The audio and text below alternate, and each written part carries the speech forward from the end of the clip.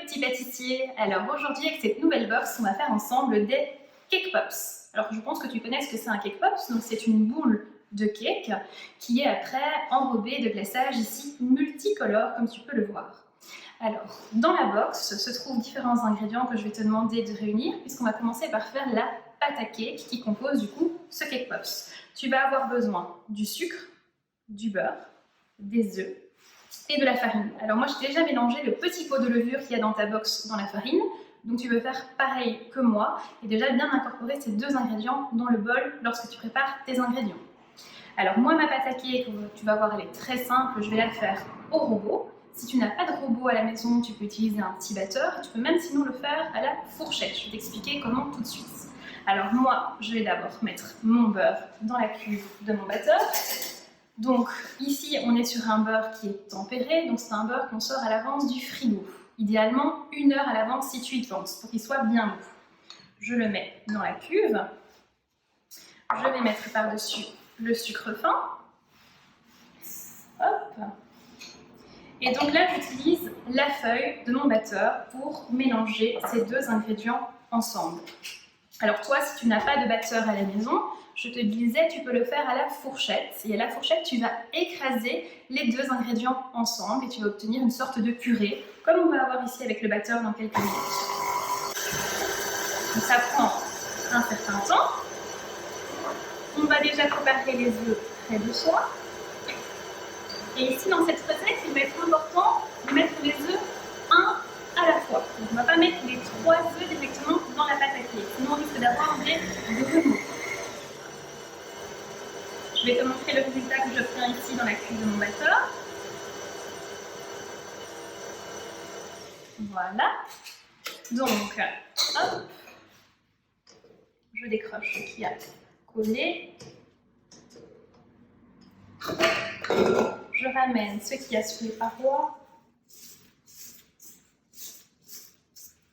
Hop, et donc tu vois, on obtient vraiment cette sorte de purée, de pommade, de beurre et de sucre bien collante. Alors là-dessus va être incorporé, comme je te disais, du coup les œufs, un à un. Alors si tu n'as jamais cassé d'œufs, je vais te montrer un petit truc. Donc il y a le bol avec tes 3 œufs et tu vas prendre un petit bol près de toi. Comme ça, si jamais il y a une coquille qui tombe dedans, on pourra l'enlever avant d'amener à la pâte. Si tu casses directement ton œuf au-dessus de ta cuve, eh bien ça va être un petit peu plus compliqué d'aller récupérer les coquilles. Alors pour casser ton œuf, je vais te montrer comment moi je fais. Je vais taper du coup à plat sur la table pour avoir du coup, hop, comme ceci, une belle cassure. Je vais positionner mes pouces bien comme ceci sur l'œuf et non comme ceci parce que sinon je vais appuyer sur mon œuf et je vais avoir plein de coquilles certainement quand je vais ouvrir mon œuf. Donc je me mets bien au-dessus évidemment du bol vide et je vais écarter les 2 coquilles et je laisse tout tomber. Donc ici dans cette recette c'est facile parce que du coup le jaune comme le blanc doivent aller dans la pâte à gâteau. Donc on n'est pas ennuyé de devoir séparer. Donc je te le disais, il faut bien qu'on mette les œufs un à un dans la pâte. Donc je mets mon premier œuf par-dessus. Je vais d'ailleurs aussi changer ma feuille puisqu'ici on va plutôt fouetter. Donc là on va changer d'ustensile. Toi à la maison si tu fais la pâte à la main, tu peux commencer un petit peu à la fourchette, ce sera plus facile comme si c'était une omelette. Et après tu utiliseras peut-être un fouet pour faciliter du coup l'homogénéisation de ta pâte. Je vais y arriver. Alors. On laisse bien incorporer du coup cet œuf dans notre pommade de beurre et de sucre.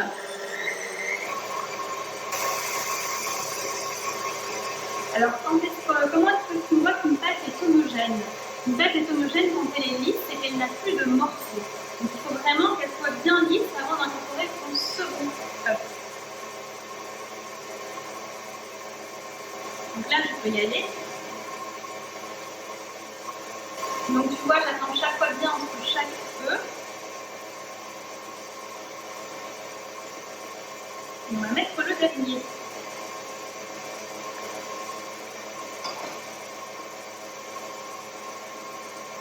Alors là, après, il va nous rester du coup la farine qui contient bien la levure dedans, puisque du coup, ça va te permettre d'avoir un gâteau qui soit plus léger. Donc n'oublie pas la levure chimique ici dans ta recette pour que ton gâteau soit plus léger.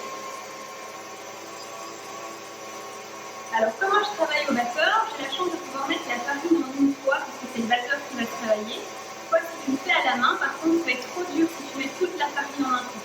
Donc tu vas mettre la farine en 2 ou en 3 fois pour pouvoir bien l'incorporer progressivement. Et là par contre tu oublies le fouet, tu vas plutôt prendre une spatule pour pouvoir bien l'incorporer comme ceci. Parce que si tu travailles au fouet, tout va aller se mettre au milieu de ton fouet. Et tu verras que tu n'arriveras pas à bien mélanger ta pâte. Alors moi je vais éteindre ici mon batteur. Le temps de mettre la farine par-dessus. Hop, et on remélange.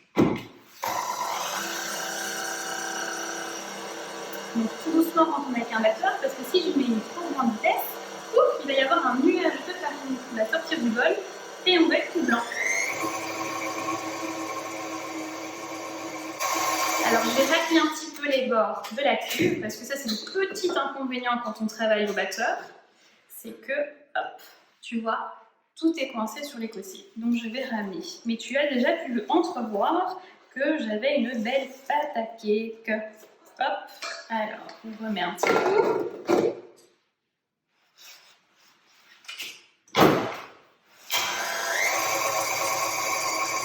Alors ça, je suis sûre que toi tu aurais très envie de lécher. Donc on n'hésite pas évidemment à la maison. Ça fait partie du jeu. Voilà. Alors. Je vais te montrer ce qu'on obtient. Je vais d'abord mettre ce qu'il y a dans mon fouet.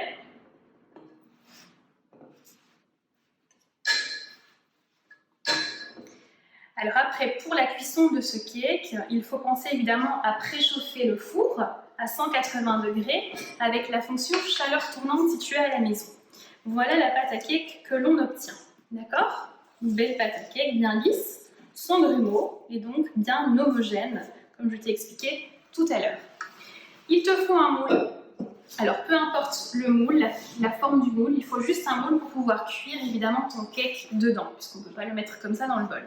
Alors moi j'ai déjà graissé mon moule ici, à l'huile, au beurre, au spray, comme tu as envie, et après tu vas pouvoir du coup remplir ton moule de pâte obtenue. Hop. On n'en perd pas hein, évidemment, on met bien tout dedans, on racle bien. Hop, voilà. Alors, on va homogénéiser un petit peu cette pâte dans ce moule pour la répartir bien partout.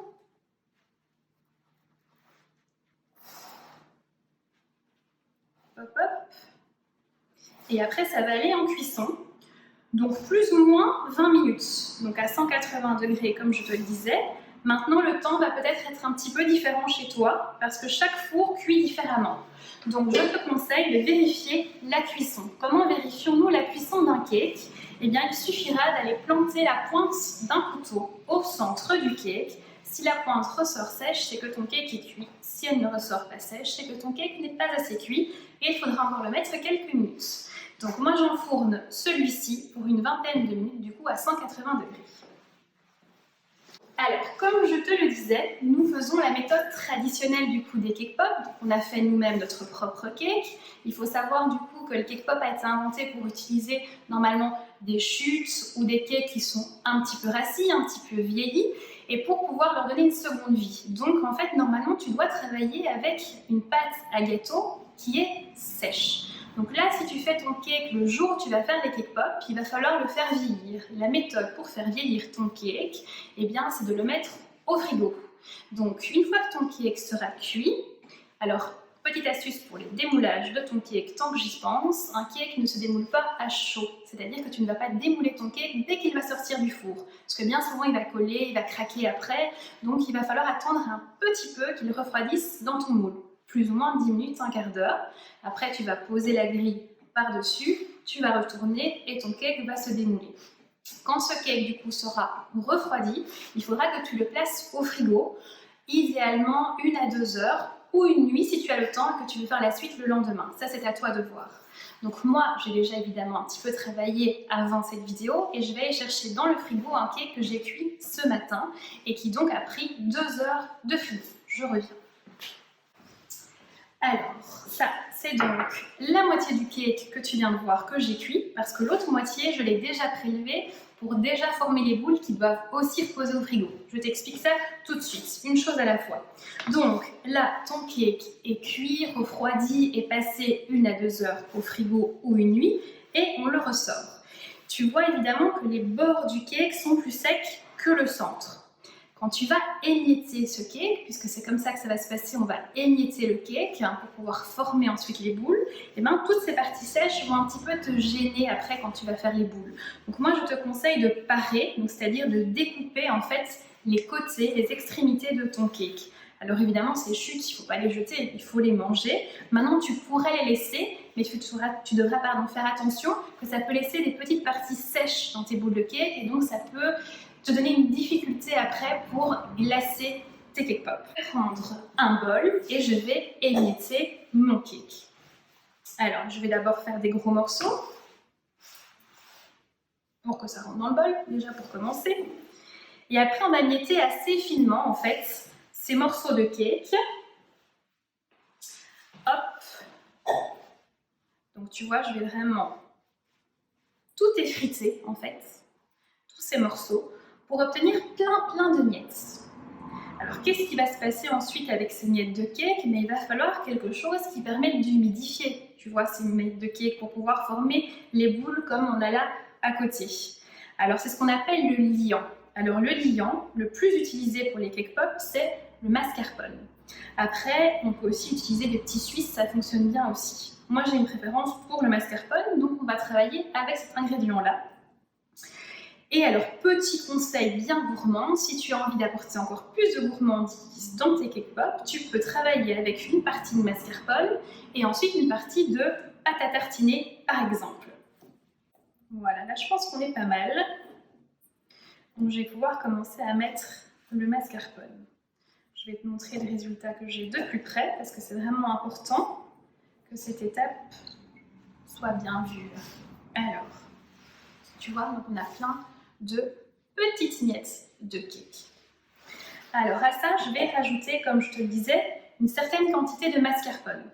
Alors sur ta recette, il y a une quantité que j'ai mise dessus qui n'est pas spécialement à respecter. Je t'explique. En fait, comme tu vas travailler avec tes mains ont une chaleur, et donc quand tu vas bouler, quand tu vas former les boules de cake, eh bien tu vas avoir besoin plus ou moins de mascarpone que moi, en fonction justement de cette chaleur des mains que tu vas apporter à ta pâte à cake. Donc ne mets pas tout en un coup, on y va progressivement, et je vais surtout te montrer la texture que tu dois obtenir avant de former tes cake pops. Car si tu n'as pas la bonne texture et que par exemple c'est trop sec, eh bien ton cake pop, quand tu vas aller enfoncer le bâton dedans, il va souvent se casser en deux. Si maintenant ton cake pop a trop de mascarpone, il va être trop mou. Et donc quand il va rentrer dans le glaçage, forcément ça ne va pas trop aller, ce qui va être pas assez maintenu. Donc c'est important d'avoir vraiment la bonne consistance pour réaliser les cake pops. Donc je vais prendre une cuillère et je vais commencer à mettre du mascarpone. Alors moi, j'aime pas trop la texture de la pâte sur les mains, donc je vais mettre des petits gants pour travailler. Toi évidemment, tu peux travailler directement à main nue, mais n'oublie pas de bien te les laver juste avant. Je te le disais, je vais mettre une partie de mascarpone dans ma pâte, une belle et généreuse cuillère à soupe, dedans, je garde ça à portée de main, et il faut aller mélanger, incorporer ce mascarpone du coup évidemment aux miettes de cake. Alors, bien aller chercher dans le fond, ne pas travailler que les miettes du dessus, c'est important que ce soit à nouveau homogène, donc toujours ce même terme qui revient en pâtisserie mais qui est important. Donc il va vraiment falloir que tu mélanges partout dans le bol et que tu ailles bien chercher tout le cake. Et bien là je commence à voir qu'on est pas mal, donc je ne suis même pas certaine que je dois en remettre. Alors comment vérifier si on a assez de mascarpone?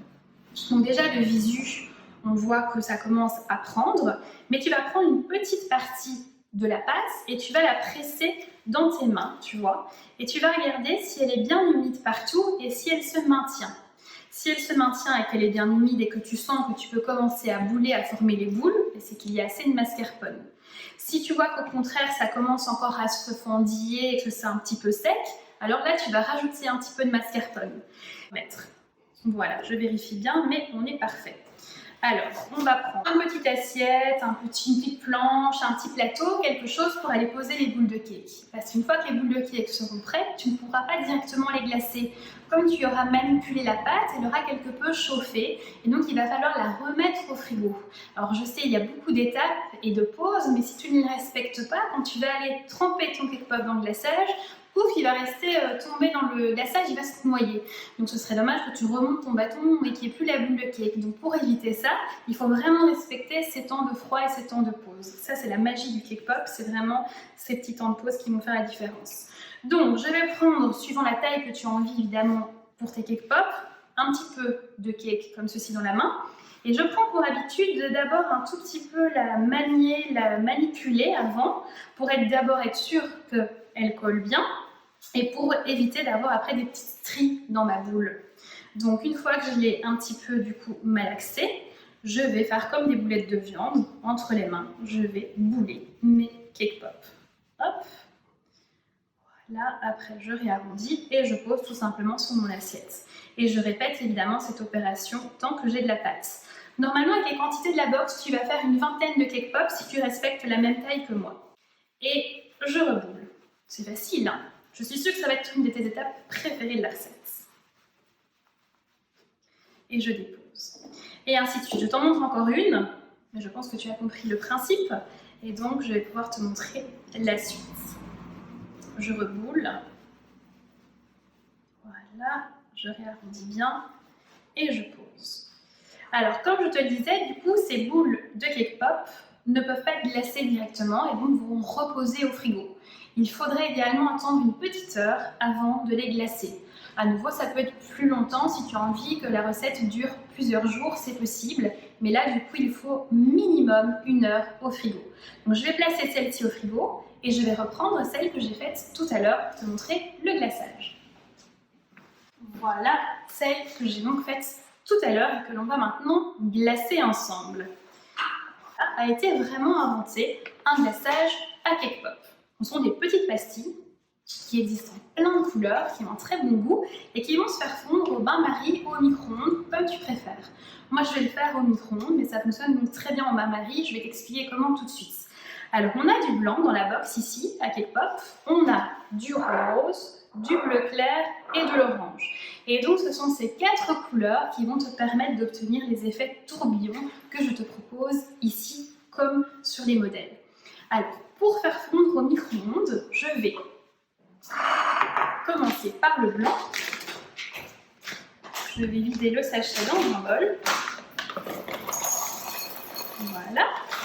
Alors, peu importe la puissance de ton micro-ondes, le tout est de surveiller la fonte, c'est-à-dire que tous les 15 à 30 secondes maximum, il faut que tu sortes le bol du micro-ondes, que tu donnes un petit coup de cuillère de spatule et ensuite tu remets et ainsi de suite jusqu'à ce que ce soit totalement fondu. Tu ne peux absolument pas mettre ton glaçage pendant 1 minute au micro-ondes, parce que bien souvent, quand tu vas aller le rechercher, il aura brûlé. Et s'il a brûlé, tu ne sais plus l'utiliser, il devra aller à la poubelle. Ce serait vraiment dommage. Donc c'est pour ça qu'il va falloir surveiller la fonte. Si tu préfères, au bain-marie, il y a moins de risque de brûler ce chocolat.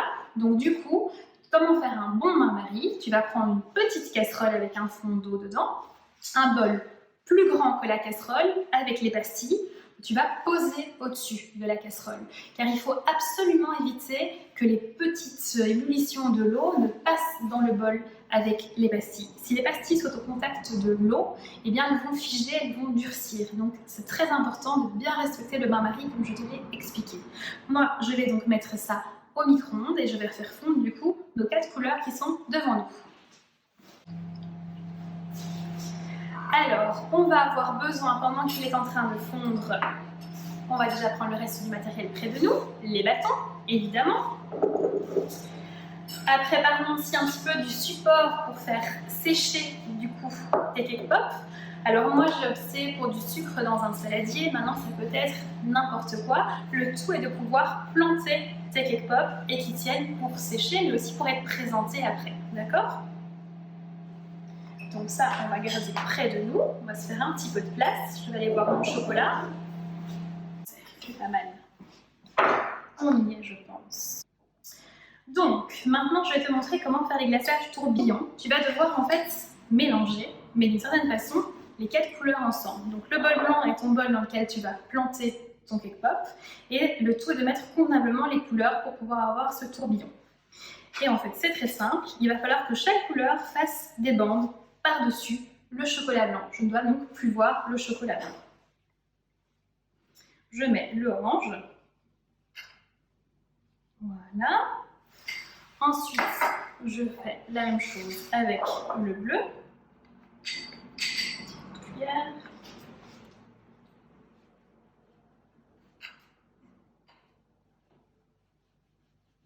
Voilà. Et pareil avec le rose.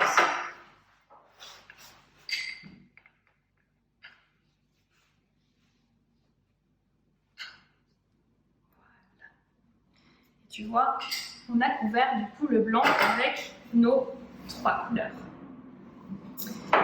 Petite astuce pour que le bâton tienne bien dans le cake pop, c'est d'aller tremper du coup d'abord un petit peu le bâton dans le glaçage, d'accord? Ensuite, on va aller enfoncer au centre du cake pop. On s'assure que ça tient bien. Et ensuite, on va aller plonger le cake pop dans le glaçage jusqu'au bout du bol. Et on va tourner doucement. Et quand tu le ressors, tu le tournes sur lui-même. Et tu vois que les couleurs, évidemment, font un tourbillon, comme les choupa choups, d'où le nom de la box. Et voilà, et on le remet dans le sucre.